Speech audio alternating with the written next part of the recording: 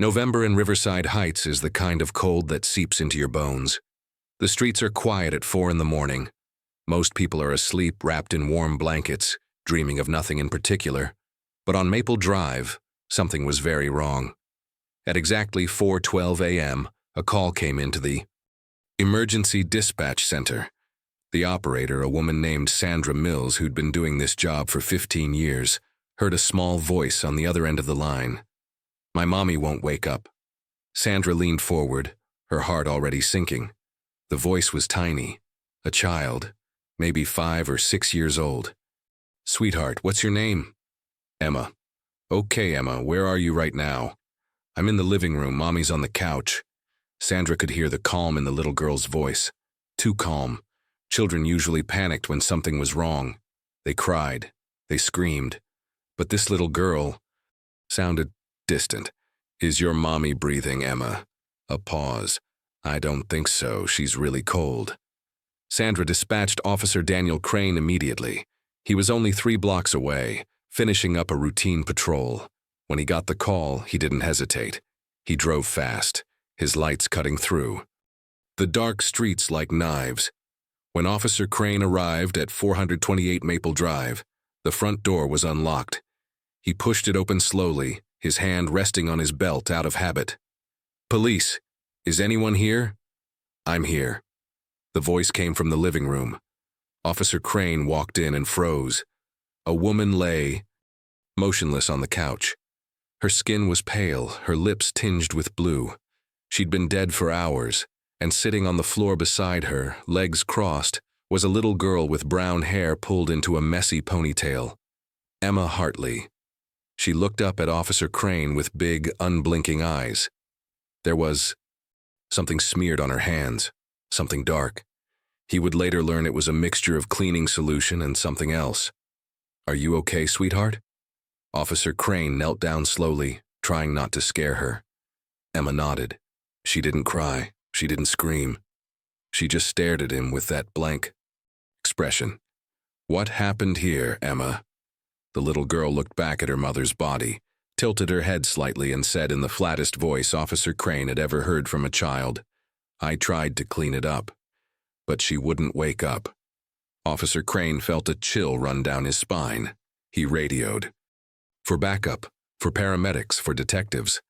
The house was soon swarming with people. Cameras flashed, evidence bags rustled, voices echoed off the walls. But through it all, Emma Hartley sat quietly in the corner of the room, her hands folded neatly in her lap. She didn't ask for her mother. She didn't ask what was going to happen to her. She just sat there, silent, watching. And in that moment, Officer Daniel Crane had a terrible thought he would never be able to shake. What if this little girl knew more than she was saying? Detective Laura Vasquez arrived at the scene just after sunrise. She'd been a homicide detective for 12 years, and she'd seen a lot of things that kept her up at night. But nothing quite prepared her for what she found at 428 Maple Drive. The house itself looked normal. A modest 2-story home with a small front yard, toys scattered on the porch. A welcome mat that said "Home Sweet Home." From the outside, it could have been anyone's house, but inside, something didn't add up. Laura walked through the living room slowly, her eyes scanning every detail. The victim, Rachel Hartley, was still on the couch. The medical examiner was already there, taking notes, snapping photos.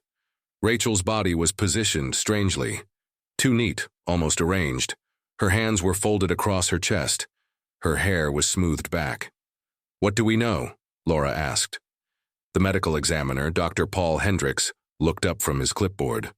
"Preliminary signs point to overdose.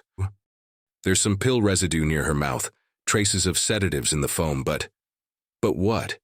There's bruising on her neck. Faint, but it's there. Doesn't match an overdose profile." Laura crouched down beside the couch. She saw what he meant. Small, finger-shaped marks, almost too light to notice. Someone had pressed on Rachel's neck. Not hard enough to strangle, but enough to leave evidence. Could it have been self-inflicted? Dr. Hendricks shook his head. Unlikely. The angle's wrong. Laura stood and surveyed the room again. No signs of forced entry, no overturned furniture, no indication of a struggle. But near the couch she spotted something odd, a bottle of cleaning spray lying on its side, a damp rag beside it. She was trying to clean something, Laura muttered. Officer Crane approached her, his face pale.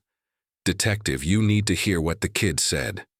Laura followed him to, the kitchen, where Emma Hartley sat at the table with a social worker. The little girl had been given a juice box and a coloring book, but she hadn't touched either. She just stared at the wall. "Emma," Laura said softly, pulling up a chair. "My name is Detective Vasquez. I need to ask you a few questions, okay?" Emma's eyes shifted toward her. Still no tears. Still no fear. "Can you tell me what happened last night?" Emma's voice was quiet but steady. "Mommy said she was tired. She took the medicine." "What kind of medicine?" "The one that makes her sleep." "Did you give it to her?" Emma hesitated, just for a second. Then she nodded. Laura's stomach twisted. "Why did you give it to her?" "She asked me to. She said it would help her sleep better. But then she wouldn't wake up. So I tried to clean the bad taste off her mouth. I used the spray like Mommy does when things get messy." Laura exchanged a glance with Officer Crane. The little girl's words were too precise, too rehearsed. Children didn't talk like that. "Emma, was anyone else here last night? Maybe someone came to visit." Emma's face went blank. She didn't answer. "Emma? I don't remember." Laura tried a different approach. "Do you know where your daddy is?" "I don't have a daddy, just Mommy." "What about your mommy's friend, Kyle?" At the mention of that name, something flickered across Emma's face. Fear? Anger?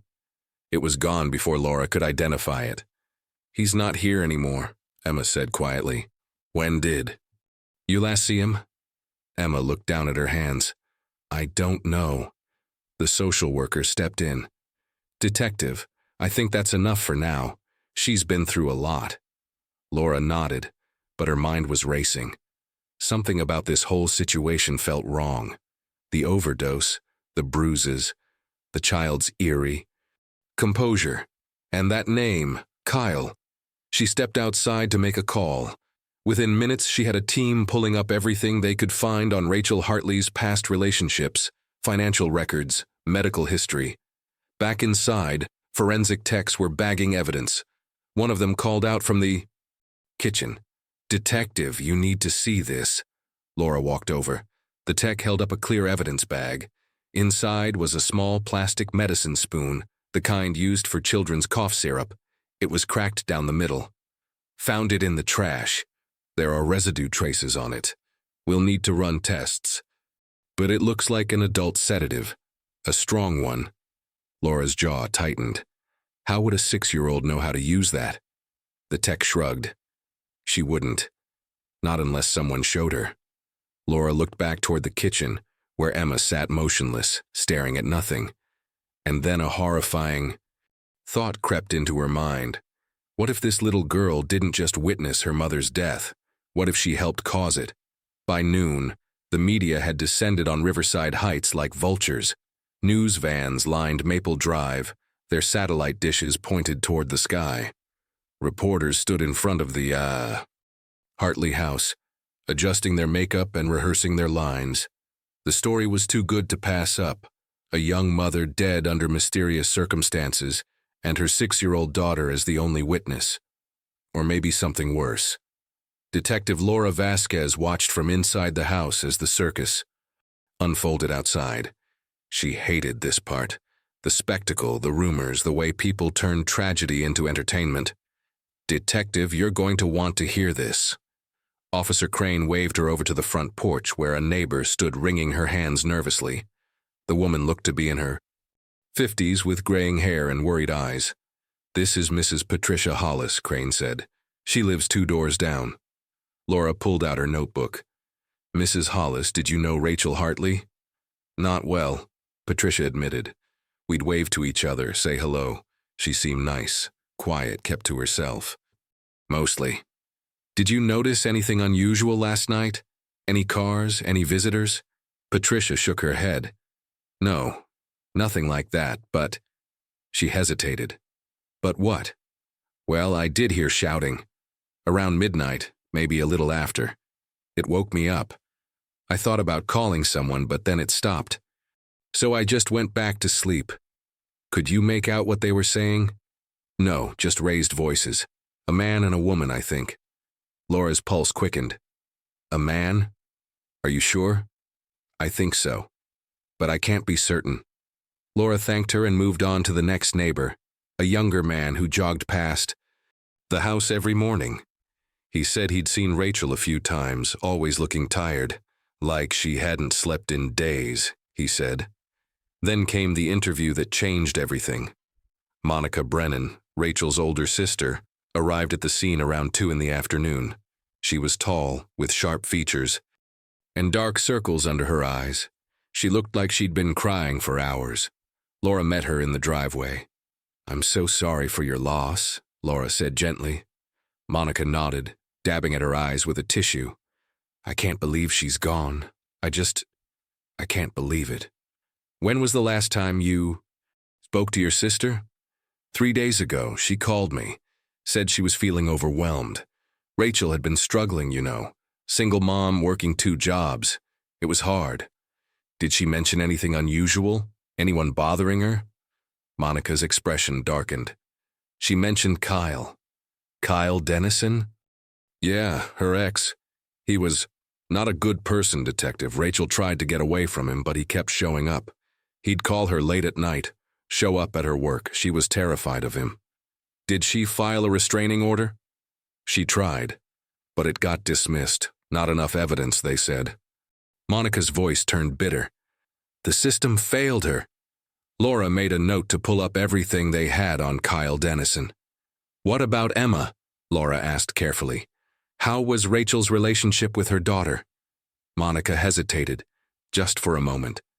Rachel loved Emma, but Emma was a difficult child. She'd say strange things, make up stories. Rachel worried about her sometimes. What kind of stories? Monica looked uncomfortable. She'd tell people that her mom hurt her, or that someone was living in the walls. Rachel took her to a therapist, but they said it was just an overactive imagination. Laura felt a cold knot forming in her stomach. Did Emma ever say anything about Kyle? Monica's face went pale. She said she didn't like him, that he made her do things she didn't want to do. What kind of things? I don't know. Rachel never got into details. She just said Emma didn't feel safe around him. Laura thanked Monica and sent her home, but the pieces weren't fitting together. A possibly abusive ex-boyfriend, a child with a history of telling strange stories, a mother found dead with no clear explanation. Back inside the house, forensic techs were still combing through every room. One of them called out from the kitchen, "Detective, got something!" Laura hurried over. The tech was holding up another evidence bag. Inside was a small glass bottle, half empty with a prescription label. Lorazepam, high dosage, prescribed to Rachel Hartley. Where'd you find it?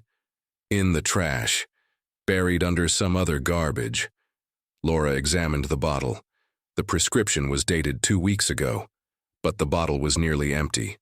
Either Rachel had been taking it heavily, or someone had been giving it to her. Then the tech held up something else. And we found this in the same bag. It was a child's medicine spoon, cracked down the middle, and on the handle in faint lettering were the initials E.H. Emma Hartley. Laura's blood ran cold. A reporter outside shouted a question into a camera. Was this a tragic accident, or is there something more sinister at play?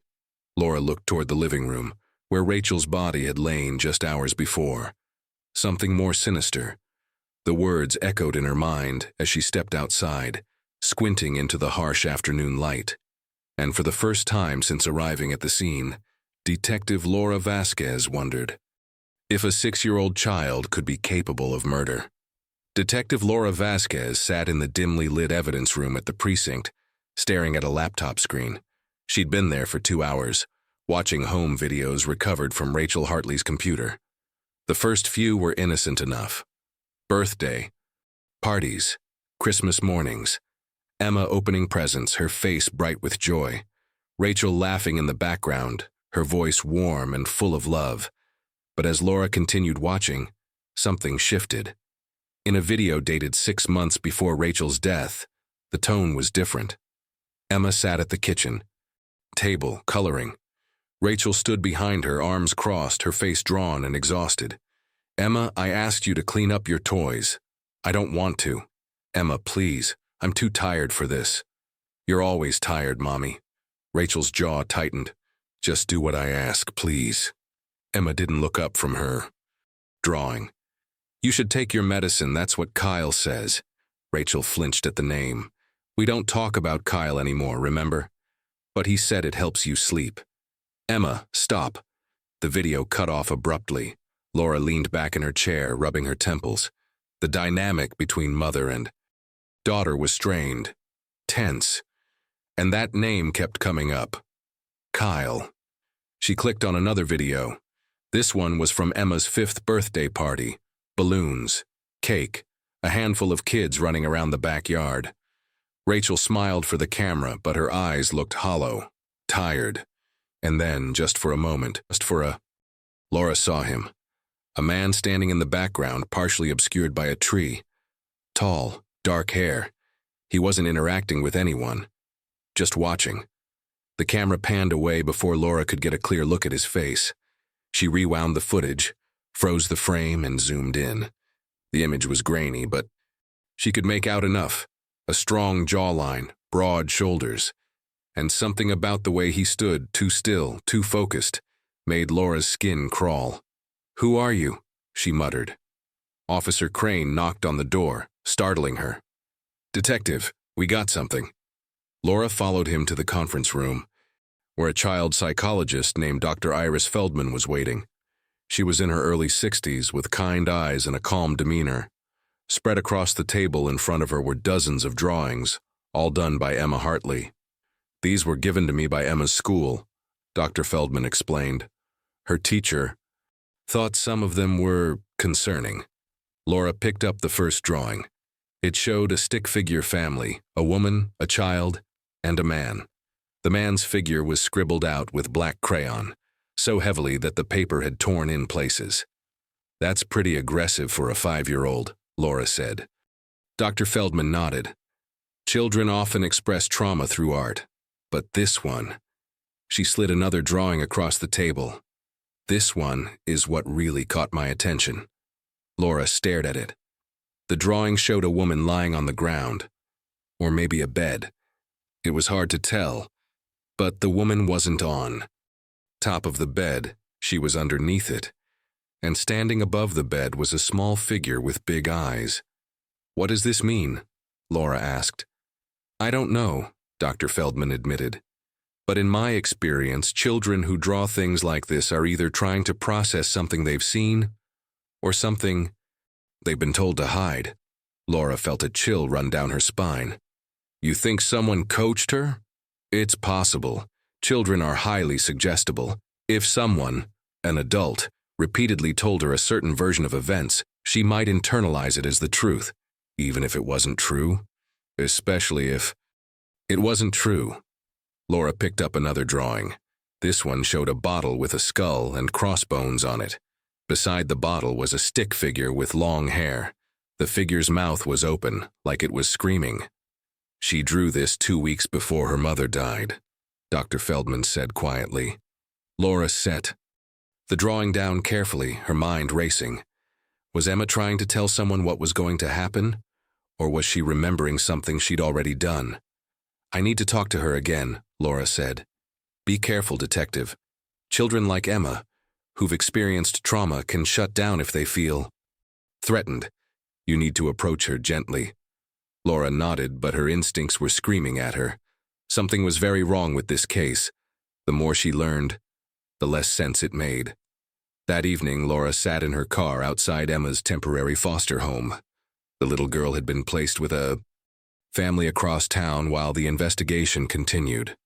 Laura had requested another interview, but the social worker had warned her that Emma hadn't spoken a word since leaving the crime scene. When Laura finally sat down with Emma in the foster home's living room, the little girl looked even smaller than before. She sat on the edge of the couch, her hands folded in her lap, staring at the floor. "Hi, Emma. Do you remember me?" Emma nodded, but didn't look up. "I just have a few more questions, okay? I want to understand what happened to your mommy." Silence. "Emma, in one of your drawings, you showed your mommy under the bed. Can you tell me about that?" Emma's fingers twitched. "That's where the bad dreams go." "The bad dreams?" "Mommy said if I put the bad dreams under the bed, they can't get me." Laura leaned forward carefully. "Did you have a lot of bad dreams?" Emma nodded slowly. "About the man." Laura's pulse quickened. "What man, Emma?" For the first time, Emma looked up. Her eyes were wide and glassy, like she was looking at something far away. "The man who comes at night." "Is that Kyle?" Emma's face went blank, just like before. The door slammed shut. "I don't want to talk anymore." And just like that, the little girl retreated back into herself, leaving Laura with more questions than answers. 3 months after Rachel Hartley's death, the case remained unsolved. The district attorney's office was under pressure to make a decision. Charge someone, close the case, give the public answers, but there were no easy answers. Detective Laura Vasquez sat across from Assistant District Attorney Stephen Marsh in his cramped office downtown. Files were stacked on every surface, crime scene photos pinned to a corkboard on the wall. "We don't have enough," Stephen said, rubbing his tired eyes. "The toxicology report confirms lethal levels of lorazepam in Rachel's system, but we can't prove how it got there." "The medicine spoon had Emma's initials on it," Laura reminded him. "That's circumstantial at best. The defense would argue that Rachel used it herself, or that someone else planted it." "What about Kyle Dennison? He's been gone since 2 days after Rachel died. That's not suspicious to you?" Stephen sighed. "Of course it's suspicious, but we can't find him. No credit card activity, no phone records, no sightings. It's like he disappeared into thin." Laura slammed her hand on the desk. "Then we keep looking. With what resources? The department's already stretched thin, and the public wants answers now, not 6 months from now." "So what are you saying?" Stephen met her gaze. "I'm saying we might have to consider charging Emma." Laura felt like she'd been punched in the gut. "She's 6 years old." "I know, but the evidence points to her. She was alone in the house. She had access to the medication. She admitted to giving it to her mother. She's a child. Someone could have manipulated her, coached her. Maybe, but unless we can prove we can, that we're stuck." Laura stood abruptly. "I'm not giving up on this. I'm not asking you to. But we need more than theories, detective. We need evidence." 2 weeks later, Laura got a break. She was reviewing the case files for the 100th time when Officer Crane knocked on her office door. He looked excited. "Detective, you remember that baby monitor from Emma's room?" Laura nodded. The monitor had been collected as evidence but hadn't seemed important at the time. "We sent it to the tech lab to see if there was any stored data. Most modern monitors have internal memory. And guess what? This one recorded audio from the night Rachel died." Laura was on her feet instantly. "Let me hear it." They went down to the tech lab where a specialist named Marcus had the audio file queued up on his computer. "It's not great quality," Marcus warned. "There's a lot of static. But there's definitely something here." He pressed play. At first, Laura heard nothing but white noise, then faintly a voice, a woman's voice. "Please, I don't want to." It was Rachel. She sounded groggy, disoriented. Then another voice, deeper, a man's voice. "Just take it. It'll help you sleep." I can't. You need to rest. You're exhausted. Emma needs you strong." There was a long pause, then the sound of liquid being poured, a glass clinking. "Good, now lie down." More static. Then, at 2:44 a.m., according to the timestamp, there was a loud crash, the sound of something heavy hitting the floor, and then a voice, angry, aggressive, shouting something Laura couldn't quite make out. "What is he saying?" she asked. Marcus adjusted the audio levels, played it again, slower this time. Stay. Quiet. Laura's blood ran cold. There was someone else in that house, she whispered. Marcus nodded. And whoever it was, Rachel knew him. Laura immediately requested a warrant to bring Emma back in for questioning. But this time, there was a complication. Emma now had a court-appointed attorney, a sharp, no-nonsense defense lawyer named Margaret Finch. She was in her 40s with cropped gray hair and a reputation for protecting vulnerable clients at all costs. Margaret met Laura at the door of the interview room, her arms crossed. "My client is 6 years old, Detective. She's been through hell. I won't let you traumatize her further." "I'm not trying to traumatize her. I'm trying to find out who killed her mother." "Then maybe you should be looking for the man on that recording, instead of interrogating a child." Laura gritted her teeth. "I am looking for him. But Emma might know who he is." Margaret hesitated, then stepped aside. 5 minutes, and I'm in the room. With you." Emma sat at the small table, her legs swinging beneath the chair.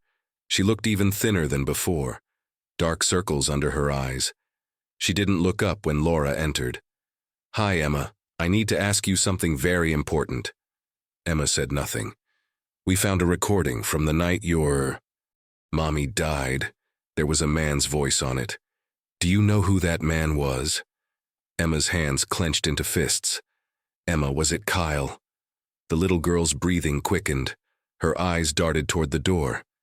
"Emma, please. If you tell me who was there, I can help you." And then, in a voice so quiet, Laura almost missed it, Emma whispered. "He said if I told, he'd come back." Margaret immediately stood. "That's enough. This interview is over." But Laura leaned closer, her voice gentle. "Who said that, Emma? Who told you not to tell?" Emma finally looked up, tears streaming down her face. "The man who knows all the secrets." The courtroom was packed. It had taken 6 months to get to this point. 6 months of legal battles, psychological evaluations, and public outcry. The case had divided the town. Some believed Emma was an innocent victim. Others were convinced she was a monster hiding behind a child's face. Now, finally, she would testify. Judge Richard Callahan had ruled that Emma could take the stand in a closed session. Only essential personnel would be present: lawyers, the judge, the jury, and a child psychologist to monitor Emma's emotional state. The testimony would be recorded and later shown to the public with Emma's face obscured. Detective Laura Vasquez sat in the back row, watching as Emma was led into the courtroom. The little girl was 7 now, still small for her age. She wore a simple blue dress and white shoes. Her hair had been cut short. She looked terrified. Margaret Finch, her attorney, walked beside her, whispering reassurances. They reached the witness stand, and Emma was sworn in. Her voice was barely audible when she promised to tell the truth. Assistant District Attorney Stephen Marsh approached slowly. He'd spent weeks preparing for this moment. He knew one wrong move could break the child, or the case. "Emma, do you know why you're here today?" She nodded. "Can you answer out loud for the record, please?" "Yes. You're here to talk about the night your mother died. Do you remember that night?" Another nod. "Yes. Can you tell us what happened?" Emma's hands gripped the armrests of the chair. Her knuckles turned white.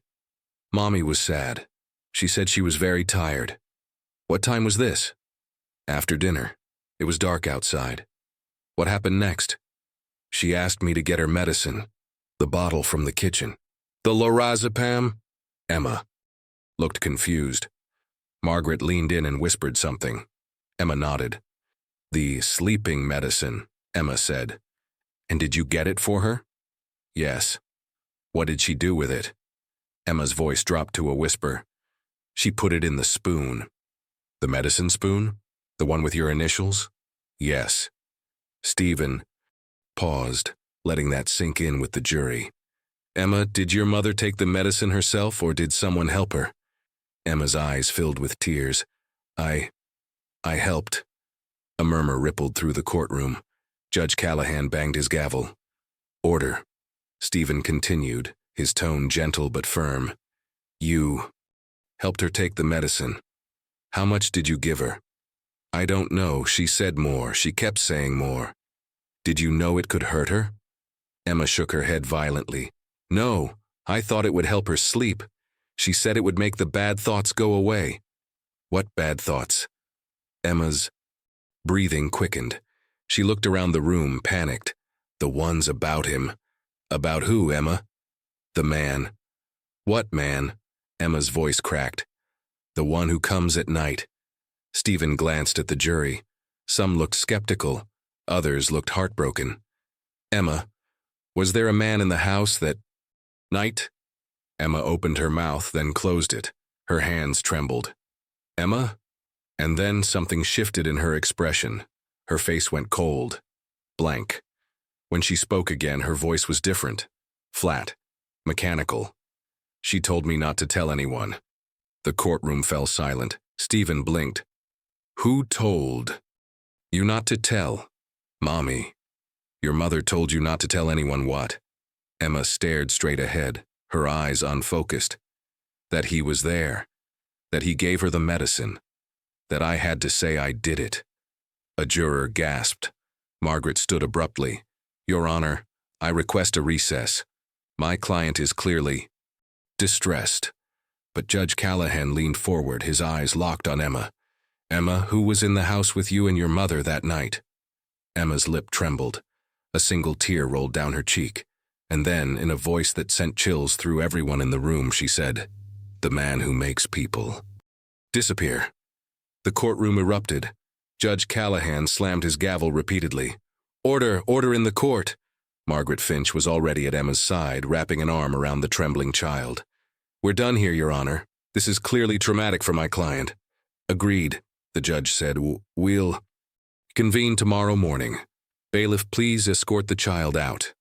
As Emma was led away, Detective Laura Vasquez caught her eye for just a moment. The little girl's expression was unreadable, empty. The next morning, the defense brought in their expert witness.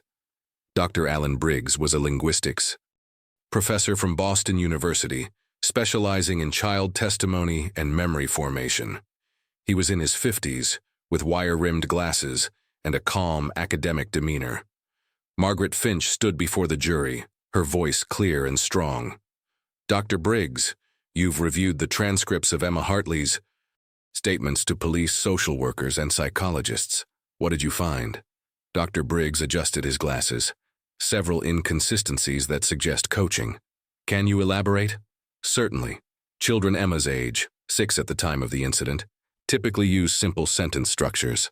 Subject, verb, object. I saw the dog. The dog was big. But Emma's statements contain complex clauses and vocabulary well beyond her developmental stage. Such as? In one interview, she said, I was trying to alleviate her suffering. That's not language a 6-year-old would naturally use. Someone taught her those words. A murmur ran through the courtroom. Dr. Briggs, in your professional opinion, is it possible that Emma was coached to give specific answers? Not only possible, probable. Children are highly susceptible to suggestion, especially when they're frightened or trying to please an authority. Figure. Stephen Marsh stood for cross-examination, his jaw tight. Dr. Briggs, isn't it also possible that Emma is simply intelligent for her age? Intelligence doesn't explain the linguistic patterns I observed. This isn't about being smart. It's about learned behavior. But you can't prove someone coached her, can you? Not directly, but the evidence strongly suggests it. Stephen returned to his seat, frustrated. The jury looked confused, divided. Then Margaret played her ace. Your Honor, the defense would like to call Todd Dennison to the stand. Laura's head snapped up. Todd. Dennison, Kyle's brother. A man in his late 30s shuffled to the witness stand. He was gaunt, with greasy hair and bloodshot eyes. He looked like he'd been living rough for months. Margaret approached him carefully. Mr. Dennison, what is your relationship to Kyle Dennison? He's my brother. When was the last time you saw him? Todd shifted uncomfortably. About a week after that woman died. Rachel Hartley? Yeah, her. And what did your brother tell you? Todd looked down at his hands. He said he was there that night, at her house. The courtroom exploded. Judge Callahan gavelled for silence. What else did he say? Margaret pressed. He said it was an accident, that she took too much, that he tried to help her, but it was too late. He panicked and ran. Did he mention Emma? Todd hesitated. He said the kid saw everything, that she was scared, that he told her to keep quiet. Stephen was on his feet. Objection, this is hearsay. Your Honor, Margaret countered. This goes directly to the question of who was present during the crime. Mr. Dennison's testimony establishes that someone other than Emma had both motive and opportunity. Judge Callahan frowned. I'll allow it. But tread carefully, Miss Finch. Stephen Marsh's cross-examination was brutal. Mr. Dennison, you have 3 prior convictions for possession of controlled substances, correct? Yeah. And you've been in and out of rehab for the past decade? So how can this jury trust anything you say? You could be lying to protect your brother. Todd's face flushed. I ain't lying. Kyle called me that night, freaking out. He said he messed up bad. But you didn't go to the police. I was scared. He's not someone you cross. Or maybe you're making this up. Because your brother offered you money to take the heat off a 6-year-old child. Objection, Margaret shouted. Withdrawn, Stephen said, smirking. But the damage was done. Todd Dennison was unreliable. His testimony, while damning, was shaky at best. As the court recessed for the day, Laura stood in the hallway, her mind racing. Kyle Dennison was there that night. She was sure of it now. But proving it and finding him was another matter entirely. While the trial dragged on, Detective Laura Vasquez continued digging into Rachel Hartley's past. She couldn't shake the feeling that there was more to this story, something hidden beneath the surface. She started with Rachel's job. Rachel had worked as an administrative assistant at a medical supply company downtown. Her supervisor, a woman named Denise York, agreed to meet Laura at a coffee shop. Rachel was a good worker, Denise said, stirring her coffee absently. Quiet, always on time, but in those last few months she seemed different. Different how? Distracted, jumpy. She'd flinch if someone came up behind her, and she started taking a lot of personal calls. She'd step outside, talk in whispers, then come back looking pale. Did she ever mention why? Denise shook her head. I asked once. She just said she was dealing with some personal issues. I didn't push. Laura made notes. Did she ever mention someone named Kyle? Denise's expression darkened. Once. She said she was trying to get away from him, but he wouldn't leave her alone. She seemed terrified. Did you ever see him? No, but one day I saw her in the parking lot arguing with someone on her phone. She was crying. When she hung up, she looked right at me and said, if anything happens to me, it wasn't an accident. Laura felt a chill. When was this? 2 weeks before she died. Back at the station, Laura requested access to Rachel's email accounts. Most of the messages were mundane, work correspondence, online shopping confirmations. But then she found something buried in a folder marked drafts. The messages were never sent. They were dated over the course of several months, all addressed to the same person, a social worker named Linda Chen. Laura read through them one by one. He's escalating. He shows up at Emma's school. He calls me at work. I don't know what to do. I tried to get a restraining order, but they said I didn't have enough proof. How much proof do I need? I'm scared for my daughter. Emma's been having nightmares. She wakes up screaming. She says the man is in her room. I check every night. There's no one there, but I don't think she's lying. And then the last one, dated 1 week before Rachel's. Devisui. He threatened to make it look like I hurt myself. He said no one would believe me. He knows how to manipulate people. He's done it before. Please, if you're reading this, help us. Help Emma. Laura sat back, her heart pounding. Rachel had been planning to reach out for help, but she'd never Sent the emails. Why? She called Linda Chen, the social worker. The woman was in her 60s with a kind but weary voice. I never heard from Rachel Hartley, Linda said. If I had, I would have opened a case immediately. Do you know why she might have drafted these emails but never sent them? Linda sighed. Fear, most likely. Women in abusive situations often second-guess themselves. They worry they'll make things worse, or that no one will believe them. Laura thanked her and hung up. Then she turned to the final piece of evidence, Rachel's personal journal. It had been found wedged behind a drawer in Rachel's bedroom, overlooked during the initial search. The journal was old, the pages yellowed and worn. Most of the entries were mundane, grocery lists, reminders, reflections on motherhood. But the last few pages were different. The handwriting was shaky, almost frantic. I can't trust my own mind anymore. He's in my head. He knows exactly what to say to make me doubt myself.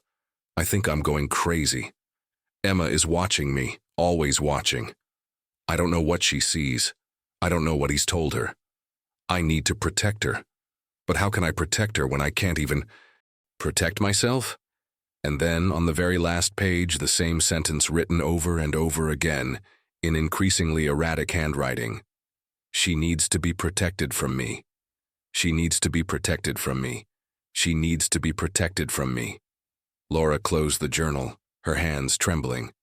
Rachel Hartley hadn't been suicidal. She'd been terrified. Terrified of Kyle. Terrified of what he might do to Emma.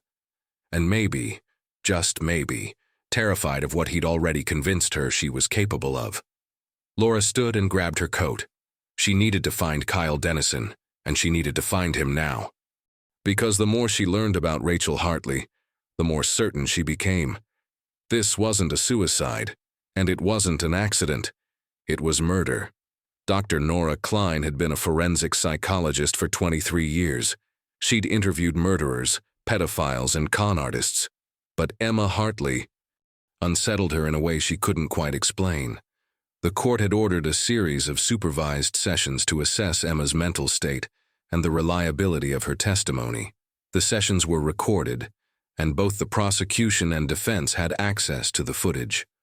Laura watched the first session. From the observation room, her stomach in knots. Emma sat in a child-sized chair, her legs barely reaching the floor. Dr. Klein sat across from her with a gentle smile. Emma, do you know why we're talking today? Emma nodded. To talk about Mommy. That's right. I want to understand what you remember about the night she died. Can you tell me what you remember? Emma's eyes drifted to the corner of the room. It's hard to remember. That's okay. Just tell me what you can. Mommy was tired. She was always tired. She said the medicine helped her rest. The sleeping medicine? Emma nodded. But that night she took too much. How do you know she took too much? Emma hesitated. Because she wouldn't wake up. Did someone give her the medicine? Emma's hands curled into fists. I don't want to talk about him. About who, Emma? The man. Dr. Klein leaned forward slightly. What man? The one who knows all the secrets. Can you tell me his name? Emma shook her head violently. I'm not supposed to say. Why not? Because he said bad things would happen. What kind of bad things? Emma's voice dropped to a whisper. He said Mommy would never come back. And it would be my fault. Dr. Klein made notes. Emma, I want you to draw something for me. Can you draw what happened that night? Emma was given paper and crayons. She drew slowly, carefully. When she finished, she slid the picture across the table. Dr. Klein studied it. The drawing showed a woman lying on a couch.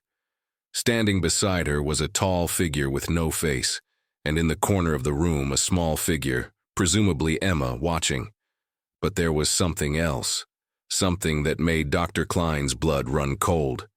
In Emma's hand, she'd drawn a bottle, and coming out of the bottle was a dark cloud that covered the woman's face. Emma, what is this? Dr. Klein pointed to the cloud. That's what Mommy swallowed. The medicine? Emma shook her head. The secrets. Dr. Klein frowned. I don't understand. What do you mean by secrets? Emma looked up, her eyes wide and glassy. Mommy swallowed the secrets so no one would know. Know what? About him, about what he did. In the observation room, Laura felt a chill run down her spine.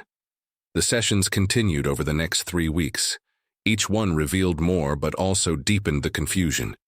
In one session, Emma described the man as tall with dark eyes. In another, she said he smelled like smoke. But when Dr. Klein pressed for more details, his name, his relationship to Rachel, Emma would shut down completely. The recordings were shown in court. The jury watched in silence. Some saw a traumatized child struggling to process an unimaginable event. Others saw a manipulative liar who'd been coached to perfection. One juror, a woman in her 50s, was seen wiping tears from her eyes. Another, a man in his 30s, sat with his arms crossed, his expression skeptical. After the final session was shown, Stephen Marsh called an expert witness, Dr. Philip Morse, a child psychiatrist from New York. Dr. Morse, you've reviewed all of Dr. Klein's sessions with Emma Hartley. What's your professional opinion? Dr. Morse adjusted his glasses. Emma exhibits signs of severe dissociation. This is common in children who've experienced trauma. They create alternate narratives to cope with events they can't fully process. So you believe she's lying? Not lying exactly, but her memories are unreliable. She may genuinely believe what she's saying, even if it's not factually accurate. Margaret Finch stood for cross-examination. Dr. Morse, isn't it also possible that Emma is telling the truth, but in a way that a child would express it? It's possible, but unlikely. Why unlikely? Because her descriptions are inconsistent. In one session, she says the man was there. In another, she says she was alone. Those contradictions suggest fabrication. Or, Margaret countered, they suggest a child who's terrified and confused, trying to make sense of something she doesn't understand. Dr. Morse didn't respond. After the session ended, Laura met with Dr. Klein in her office. What do you really think? Laura asked. Is she lying? Dr. Klein leaned back in her chair, exhausted. I don't think she's lying, but I don't think she's telling the whole truth either. What does that mean? It means someone has taught her what to say and what not to say. She's protecting someone, or she's afraid. She's someone. Maybe both. Laura clenched her fists. We need to find Kyle Dennison. Find him, Dr. Klein said quietly. Because that little girl is carrying a burden no child should have to carry. And if we don't get to the truth soon, she'll carry it for the rest of her life. The trial had become a media circus. Every major news outlet covered it. Cable networks ran 24-hour analysis. Social media exploded with hashtags. Justice for Rachel. Protect Emma. Fox Truth Matters. People took sides, passionately. Some believed Emma was a victim, manipulated and traumatized. Others were convinced. She was a cold-blooded killer hiding behind innocent eyes. The courthouse steps were mobbed daily. Protesters held signs. Cameras flashed. Reporters shouted questions at anyone who walked by. And in the middle of it all was a man named Jack Torrance. Jack was a documentary filmmaker from Portland. He'd made a name for himself covering wrongful conviction cases, stories where the system had failed, where innocent people had been destroyed by rushed judgments and public hysteria. He'd been following the Emma Hartley case from the beginning. Something about it didn't sit right with him. He attended every day of the trial, sitting in the back row, taking notes, recording observations. He watched the jury's faces. He studied the lawyers' strategies. He noticed things others missed, like the way Emma's aunt, Monica Brennan, sat in the gallery every single day, her expression unreadable. Like the way the prosecutor seemed to hesitate before asking certain questions, like the inconsistencies in the timeline that no one was talking about. Jack had requested interviews with everyone involved. Most refused, but he was patient. He knew that eventually someone would talk. Then, 3 days before closing arguments, something happened that changed everything. A video surfaced online. It had been recorded on a cell phone by a courthouse employee who'd been in the wrong place at the right time. The video showed Emma in a waiting room before her testimony, sitting with her aunt. "Monica?" The audio was muffled but clear enough. Monica leaned close to Emma, her voice low. "Remember what we practiced, sweetie. You say exactly what we talked about. Nothing more." Emma nodded, her face blank. "If they ask about that night, what do you say?" "I gave Mommy the medicine." "Good. Girl, and if they ask if anyone else was there?" Emma hesitated. "I say I don't remember." "Perfect. You're doing so good, Emma. Your mommy would be proud." The video cut off. Within hours, it had been viewed millions of times. The comment section exploded. "She's being coached. This proves she's innocent. Someone's manipulating that poor child." The prosecution's case began to crumble. Stephen Marsh called an emergency meeting with his team. "We need to address this immediately." "How?" his assistant asked. "The video speaks for itself." "We argue that Monica was just trying to help Emma. Feel comfortable, that she wasn't coaching her to lie." "You really believe that?" Stephen didn't answer. In court the next day, Margaret Finch played the video for the jury. Then she called Monica Brennan to the stand. Monica looked pale, nervous. "Ms. Brennan, can you explain what we just watched?" Monica's voice trembled. I was trying to help Emma remember. She was so scared. I didn't want her to freeze up on the stand." "So you told her what to say?" "No, I reminded her of what happened. There's a difference." "Is there?" Margaret's voice was sharp. "Because it sounds like you were coaching a traumatized child to give testimony that would support a specific narrative." "I was protecting her." "From what?" Monica's eyes filled with tears. "From people who wouldn't understand. From a system that would destroy her. Or were you protecting someone else?" Monica looked down. "I don't know what you mean." "Ms. Brennan, where is Kyle Dennison?" Monica's face went white. "I don't know." "You're his sister, aren't you?" The courtroom erupted in shocked whispers. Margaret waited for silence, then continued. "You changed your last name years ago, but you're Kyle Dennison's older sister, which means you had a vested interest in making sure he wasn't implicated in Rachel's death." Monica's hands shook. I didn't. You coached Emma to take the blame, to say she gave Rachel the medicine, to protect your brother." "No. Where is he? Where is—" "Miss Brennan." Monica broke. Tears streamed down her face. "I don't know. I swear I don't know. He called me 2 days after Rachel died. He said he needed help. He said things had gotten out of control. I told him to run. I told him to disappear." The judge banged his gavel. "Order." But the damage was done. Stephen Marsh sat frozen at the prosecutor's table, his case disintegrating before his eyes. Laura watched from the gallery, her heart pounding. They were close, so close to the truth. But Kyle Dennison was still out there, somewhere, and until they found him, Emma would never be free. Trial was suspended for 2 weeks, while investigators scrambled to locate Kyle Dennison. His face was plastered across every news channel. A nationwide manhunt was underway. But Kyle had vanished. Detective Laura Vasquez worked around the clock, following every lead. Phone records, credit card, transactions, known associates. Everything came up empty. It was as if he'd never existed.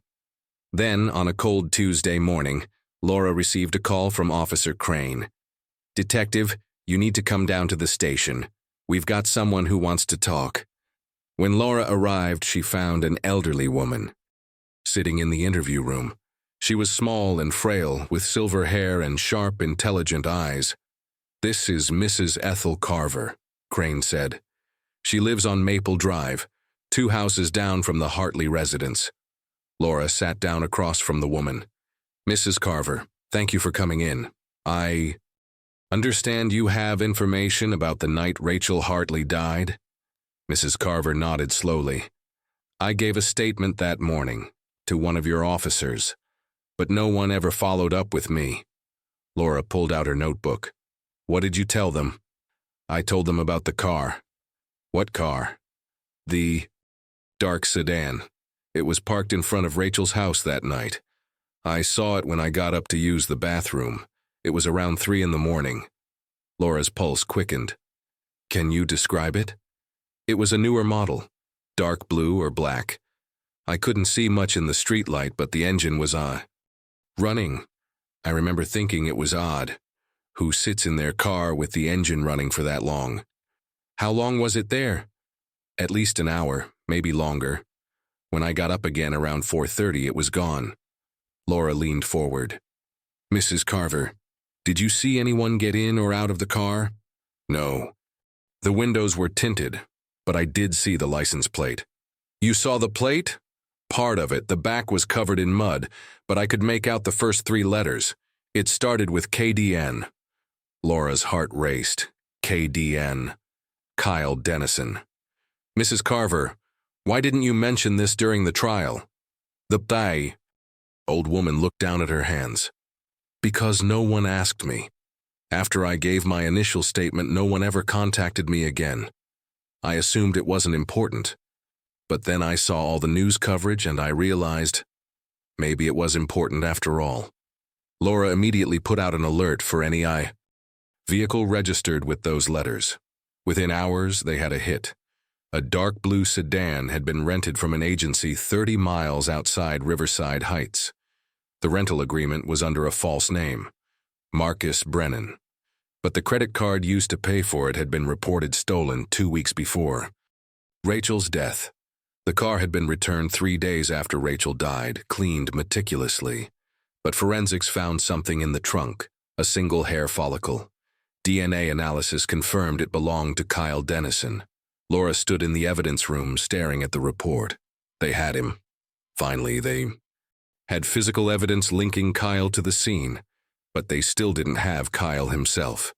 She pulled up traffic camera footage from the night of Rachel's death. It took hours of reviewing grainy video, but eventually she found it.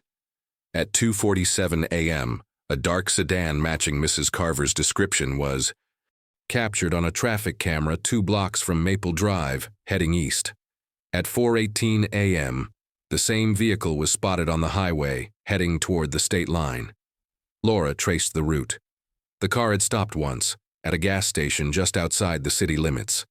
She contacted the station and requested their security footage. The tape showed a man in a baseball cap and sunglasses pumping gas. He kept his head down, avoiding the camera.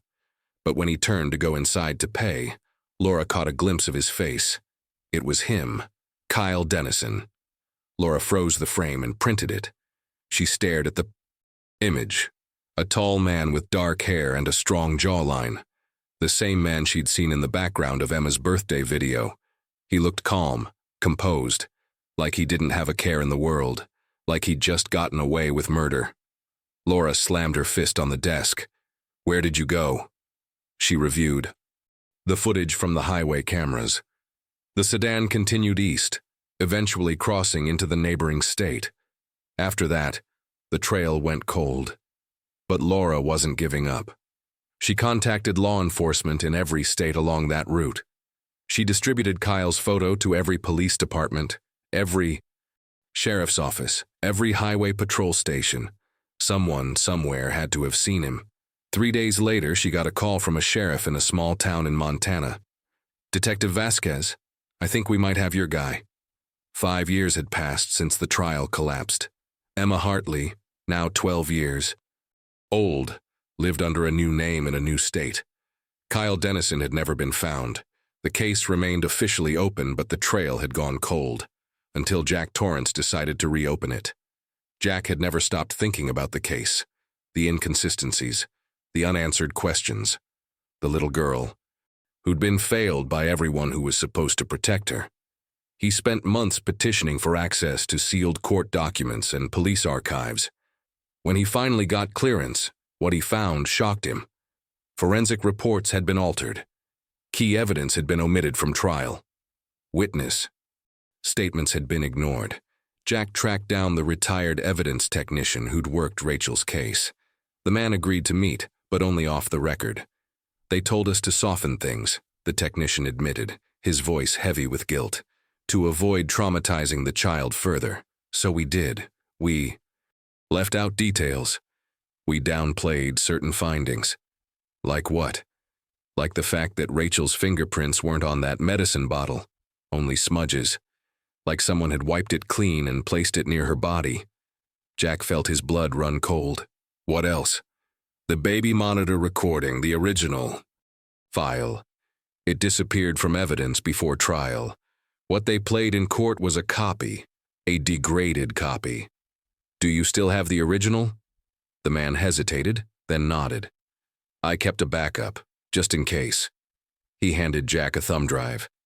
That night, Jack listened to the original recording. The audio quality was far better than what had been presented in court, and he heard something that changed everything.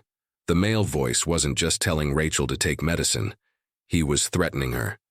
If you don't do this, I'll make sure they take Emma away. I'll tell them you're unstable, dangerous. They'll believe me. Rachel's voice, weak and terrified. Please, don't hurt her. Then drink it, all of it, and this all goes away. Jack sat back, his hands shaking. This wasn't an overdose. This was murder. Jack contacted Detective Laura Vasquez. She was no longer on active duty, but she agreed to help him investigate. Together, they petitioned for access to Rachel's old email accounts, ones that had been overlooked during the original investigation. What they found changed everything. Buried in Rachel's draft folder was an unsent message to a social worker, dated 1 week before her death. He threatened to make it look like I did it, but he's the one who knows how to manipulate her. I'm scared. Please help us. The email referenced Kyle multiple times, but there was more. Jack discovered that Kyle Dennison wasn't his real name. He'd legally changed it 5 years before meeting Rachel. His birth name was Kevin Dennett. Laura ran a background check. Kevin Dennett had been accused of child abuse in Oregon. The case was dropped due to lack of evidence, but the accusations were credible. He'd changed his identity and moved to Riverside Heights, where he met Rachel. He's done this, before, Laura said quietly. He's a predator, and he's still out there. Jack started contacting people from Kyle's past. Most refused to talk, but one woman, a former girlfriend, agreed to speak anonymously. He was charming at first, she said, but then he started controlling everything. Who I talked to, he isolated me from my friends. Did he ever threaten you? Constantly. He said if I ever left him, he'd ruin me. He'd tell people I was crazy, that I hurt my own kid. Did you have a child? The woman's voice cracked. I did. Kyle convinced social services I was unfit.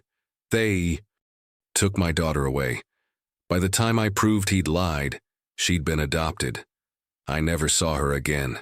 Jack felt sick. Kyle Dennison was a monster, and he'd used the same playbook on Rachel. The investigation intensified. Jack and Laura discovered that Monica Brennan had known about her brother's past all along. She'd helped him change his identity.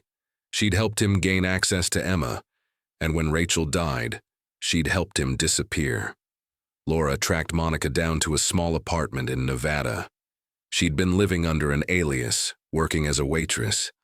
When Laura confronted her, Monica broke down. I didn't. No, he was going to kill her, Monica sobbed. I swear I didn't know. He told me it was just going to scare her, make her compliant. But you helped him anyway. He's my brother. I thought I could control him, but I was wrong. Where is he now? Monica shook her head. I don't know. He stopped contacting me years ago. He said it was safer that way. Laura pressed harder. Did he say anything about where he was going? Monica hesitated. He mentioned Mexico once. Said he had friends there, people who could help him start over. Laura immediately contacted international authorities. Meanwhile, Jack's documentary was nearing completion. He'd compiled all the evidence, the altered reports, the original audio recording, the emails, the testimony from Kyle's victims. The truth was finally coming to light. Emma Hartley had never been a killer.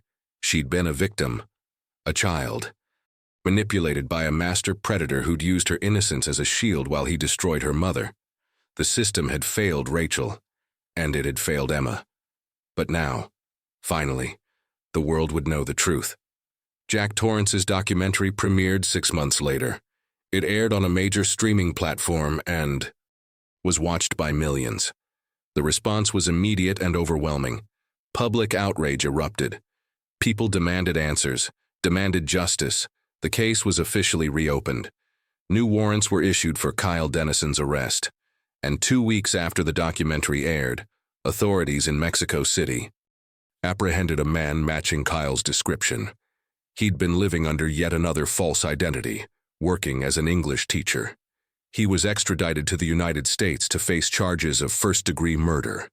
The trial was swift. The evidence was overwhelming. The jury deliberated for less than 4 hours. Guilty. Kyle Dennison was sentenced to life in prison without the possibility of parole. Monica Brennan was charged as an accessory after the fact. She received a 10-year sentence. And Emma? Emma was now 13. She'd spent years in therapy, slowly rebuilding her life. Jack requested an interview with her for the final segment of his documentary. She agreed, on the condition that her face remained hidden and her new identity protected. They met in a quiet room. Emma sat with her back to the camera, her voice calm but steady. "I didn't understand what they made me say back then," she said softly. "I was so scared. I just wanted my mom back, and Kyle told me if I said the right things, everything would be okay. But it wasn't okay. No, it wasn't. For a long time I thought I really had killed her. I believed it, because that's what everyone kept telling me. And now?" Emma was quiet for a moment. "Now I know the truth. My mom tried to protect me. She fought for me, and Kyle took her away. What do you want people to know?" Emma's voice broke slightly. "I want them to know that the truth matters, that children can be manipulated, that the system can fail, and that sometimes the person everyone's looking at isn't the person they should be looking for." The screen faded to black. A final message appeared. Justice fails most when it seeks easy answers. The quietest lies are the ones that last the longest. Rachel Hartley's death was not an accident. It was a calculated murder carried out by a manipulative predator who used a child as his shield. Emma Hartley was never a killer. She was a survivor. And her mother's voice, silenced for so long, has finally been heard.